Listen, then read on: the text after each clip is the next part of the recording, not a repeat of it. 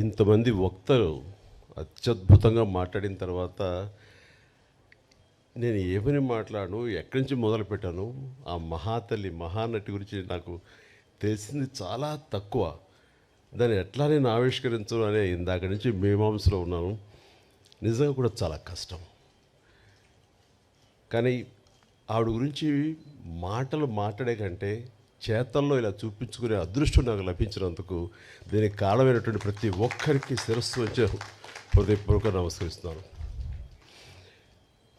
But ఆవిడతోటి నాకు అనుబంధం ఉంది అని చెప్పుకోవటం అన్నది నాకు చాలా సంతోషంగా గర్వంగా అనిపిస్తుంది. నేను పునాదిరాళ్ళు అనే సినిమా మొట్టమొదటగా చేస్తానని వాళ్ళకి చెప్పడం అన్నది అది కాకతాళీయం. ఎందుకంటే అప్పటికి నా ఫిల్మ్ ఇన్స్టిట్యూట్ కోర్స్ పూర్తి కాలేదు, చెయ్యకూడదు, అయినా సరే తప్పనిసరి పరిస్థితుల్లో వస్తాను అన్నాను. అది 1978 ఫిబ్రవరి మంత్, మార్చి రాబోతుందో. అక్కడ ఎవరు ఉంటారంటే అప్పట్లో ఆర్టిస్టులు ఎవరో కూడా నాకు తెలియదు. 4 కుర్రవాళ్ళు, నరసింహరాజు హీరోగా ఉంటాడు, నువ్వు అందులో 5 ఒకడివి. అక్కడికి వెళ్ళిన తర్వాత నెమ్మదిగా ట్రైన్ ఎక్కి రాజమండ్రి వెళ్తుంటే షూటింగ్ సమయంలో నువ్వెవరితో యాక్ట్ చేస్తావో తెలుసా అన్నారు. తెలీదు.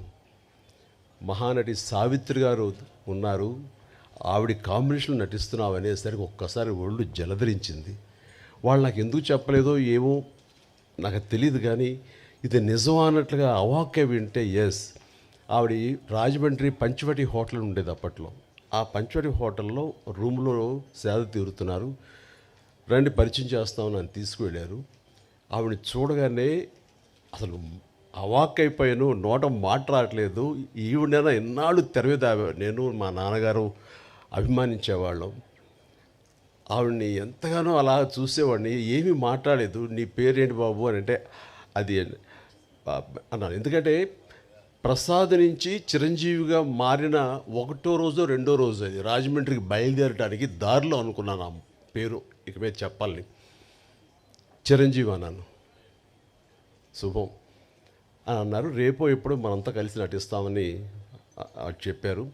అయిన తర్వాత అక్కడ రాజమండ్రి షూటింగుల్లో వర్షం వచ్చింది.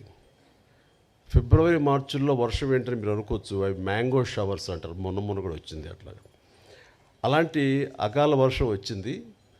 ఒక గచ్చుతోటి ఉన్న ఒక హౌసు పంచలో పైన టాప్ రూఫ్ ఉంది, కానీ జల్లు పడుతూ ఉందన్నమాట. అందులో నటించినటువంటి యాక్టర్లు అందరూ రోజారమణి, కవిత, సావిత్రమ్మ గారు, గోకెన్ రామారావు, కొంతమంది ఆర్టిస్టులు వీళ్ళందరూ ఉన్నారు, నరసింహరాజు వీళ్ళందరూ ఉండిన తర్వాత చాలాసేపు వర్షం అలా వస్తూనే ఉంది, ఎవరికి తోయట్లేదు. మీకు తెలుసా ఈ అబ్బాయి చిరంజీవి అనే అబ్బాయి డ్యాన్స్ చాలా బాగా వేస్తాడు, సరదాగా చిరంజీవి డ్యాన్స్ ఏమయ్యా అన్నాడు. నేను అడగటం ఆలస్యం, అలాగే ముందు రెడీ అయిపోతాను. నా దగ్గర టేప్ రికార్డ్ ఉంటుంది. అప్పట్లో బోనియమ్మనో లేకపోతే ఇలాంటి కొన్ని అబ్బా ఇలాంటి కొన్ని ఇవి ఉన్నాయి, ఇంగ్లీష్ నెంబర్స్, అది వేసుకుని డ్యాన్స్ చేస్తాను. నాకేంటంటే సావిత్రి గారు చూస్తున్నారు, ఇంకా పెద్ద ఉత్సాహం నాకు. అలా చేస్తుండగా ఆ జల్లుకి నా కాలు జారి గబుక్కుని కింద స్లిప్ పడిపోయాను. పడినవాడిని ఆగకుండా అక్కడ నాగుపాము డ్యాన్స్ లాగా చేస్తూ ఏదో అలా చేసేసరికి వాళ్ళందరూ క్లాప్స్ కొట్టారు. ఆవిడ కూడా చాలా సంతోషించి నాకు చాలా బాగా నచ్చావయ్యా అంటూ దగ్గర తీసుకుని ఆవిడ నా భవిష్యత్తులో మంచి యాక్టర్ అవుతావు అని అన్న మాట అంతా ఇంత కాదు, అంతటి మహానటి నోటు వెంబట చాలా మంచి యాక్టర్ అవుతావు, ఎందుకంటే నీలో స్పోర్టినెస్ చూశాను, ఆ తర్వాత కింద పడ్డ తిరిగి డ్యాన్స్ వేయటం అనేది ఆ నేచరు చూశాను, ఇవన్నీ చూస్తుంటే కనుక నీకు మంచి భవిష్యత్తు ఉంటుంది అని ఆ మహాతల్లి చేత అనిపించుకోవడం అనేది నాకు అంతా ఇంత కాదు, 1000 ఏనుగుల బలంగా అనిపించింది.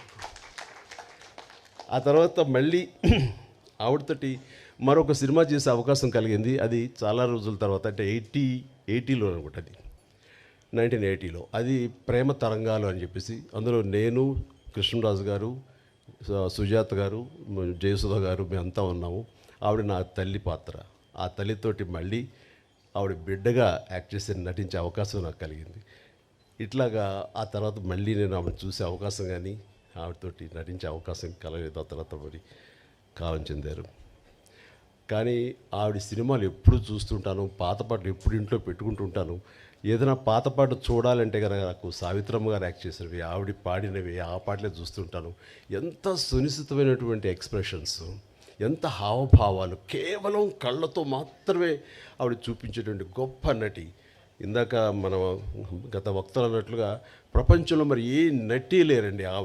ఆవిడే కళ్ళతోటి యాక్ట్ చేసేవాళ్ళు, కళ్ళతోనే ఆకట్టిన వాళ్ళు, కళ్ళతోటి హావభావాలు పలికించేటువంటి గొప్ప నటీమణి. మా నాన్నగారికి చాలా ఇష్టమైన నటీమణి సావిత్రి గారు. సో బహుశా నాకు నాన్నగారి నుంచే వచ్చిందేమో. నాన్నగారు ఆవిడ పాటలు అవి ఏదో కనిపిస్తున్నా, ఎప్పుడైనా చూపిస్తున్నా, మేము సినిమాలకు వెళ్ళినా సరే దాని ఇంటికి వచ్చిన తర్వాత విడమరి చెప్పేవాళ్ళు నాన్నగారికి నటన పట్ల మక్కువ కొద్దీ. సావిత్రి గారు ఎలా చేసేవాళ్ళు, అక్కడ చూడి అంత ఇదిగా ఉండేదో, ఆ కళ్ళ నుంచి బయటికి నీరు రాదు, కానీ ఆ కళలో ఆ కరుణ రసం ఎంత బాగుందో చూడండి నాన్నగారు చెప్తుంటే.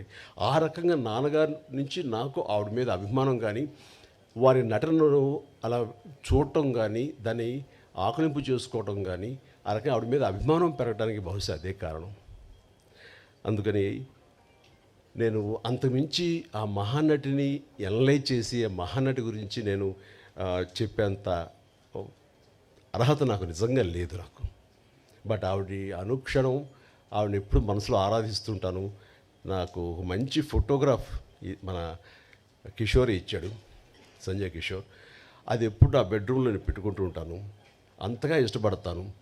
ఒకసారి అదే ఇందాక చెప్తున్నారు చాముండేశ్వరి గారు, ఇంటికి వచ్చినప్పుడు నేను ఆవిడని ఎప్పుడు ఎంతగా ఆరాధిస్తానో, మీరు సడన్గా వచ్చారు నాకు నిజంగా తెలియదు, కానీ మీరు నమ్ముతారు నమ్మరు అంటూ ఆ బెడ్రూమ్లోకి వెళ్ళి ఆ ఫోటోగ్రాఫ్స్ ఆవిడ చూపించినప్పుడు ఆవిడ ఎంత స్పందించారు, ఎంత ఇదయ్యారంటే అంత ఇంత కాదు. బహుశా అంతగా ప్రేమించే ఒక యాక్టర్ చిరంజీవి లాంటి మనిషి చేత ఇది చేయించాలని ఆవిడకి ఎందుకు అనుకుంటున్నారో ఏమిటో నాకు నిజంగా తెలియదు. కానీ మన బ్రహ్మానందం గారు వాళ్ళు అన్నట్లుగా ఆ మహాతల్లి పైనుంచి నా గురించి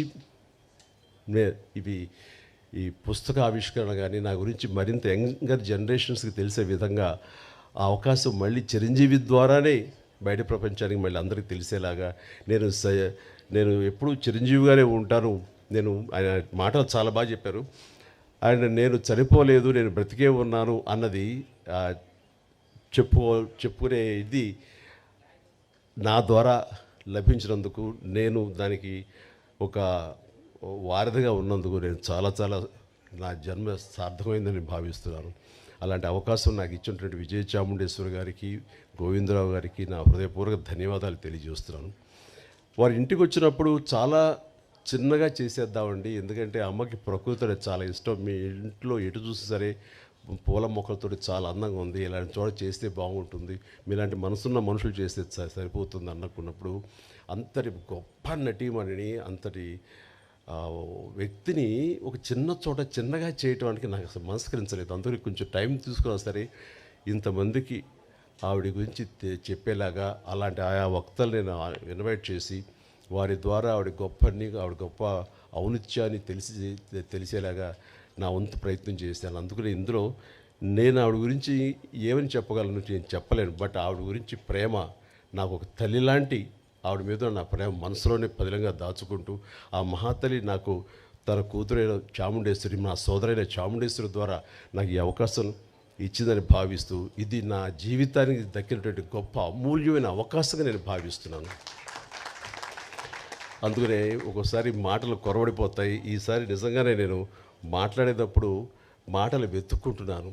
దానికి కారణం లోపల తన్నుకొస్తున్నటువంటి ఉద్వేగం.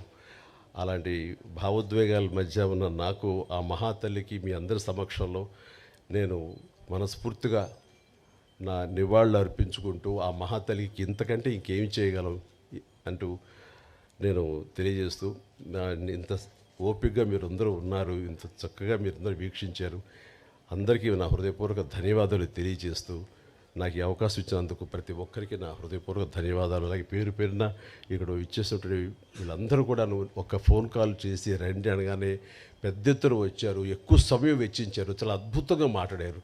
వీరందరికీ నా హృదయపూర్వక ధన్యవాదాలు తెలియజేసుకుంటున్నాను.